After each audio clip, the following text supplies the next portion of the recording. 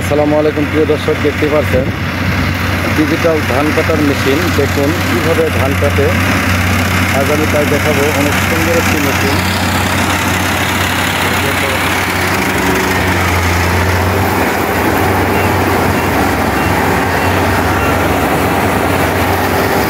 ভালো লাগে সবাই একটু লাইক করে পাশে থাকবেন, সবাইকে দেখার একটু সুযোগ করে দেবেন। দেখেন আমি পুরো এটা দেখাচ্ছি কীভাবে ঘুরে ঘুরে ধান কাটে। আজ আমি এটাই দেখাবো, কীভাবে ধান বার করে আমি এটাও দেখাবো। আমার এই ভিডিওটি যে যেখান থেকেই দেখছেন অবশ্যই সবাই একটু শেয়ার করবেন। দেশ গ্রামের অনেকেই আছে এখনও এই ডিজিটাল ধান কাটার মেশিন দেখেনি। এটা হচ্ছে কাটাই মারাই সারা বস্তাবন্দি মেশিন। তাই আপনারা সবাই একটু শেয়ার করবেন যাতে সবাই দেখতে পারে ভিডিওটি।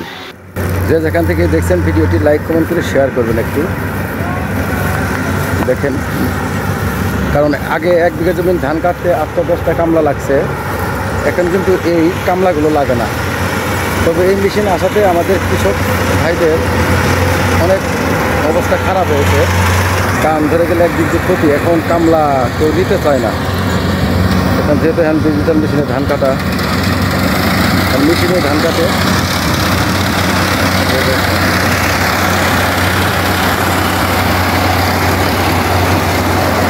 দেখেন ধানগুলো বের হয়ে যায়, বুঝতেই পারছেন।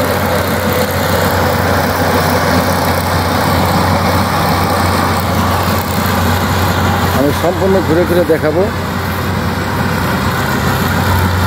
আর এই মেশিনে 1 বিঘা জমি ধান কাটতে লাগে মাত্র 10 থেকে 15 মিনিট। 10 থেকে 15 মিনিটের মধ্যেই ধান কাটা শেষ হয়ে যায়।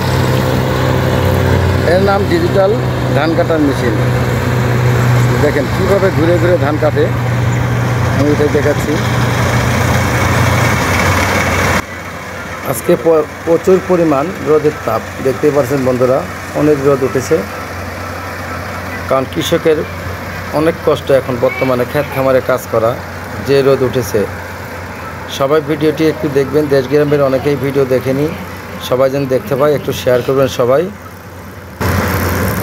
একটু ভিডিওটি লাইক কমেন্ট করে একটু পাশে থাকবেন, সবাইকে দেখার সুযোগ করে দেবেন। কীভাবে ধান বের করবো আমি এটাও দেখাবো।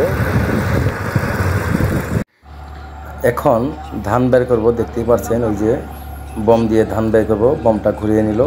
কীভাবে ধান বের করবো তাই দেখুন। যদি ভালো লাগে সবাই একটু লাইক কমেন্ট করে শেয়ার করবেন। এই দেখতেই পাচ্ছেন ধান পড়তেছে, বস্তাবন্দি মেশিন। এটা ডিজিটাল ধান কাটাই মারাই সারা বস্তাবন্দি মেশিন।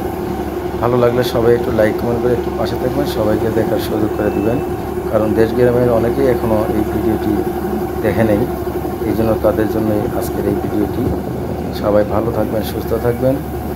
আবারও দেখা হবে যে কোনো ভিডিও নিয়ে। আসসালামু আলাইকুম।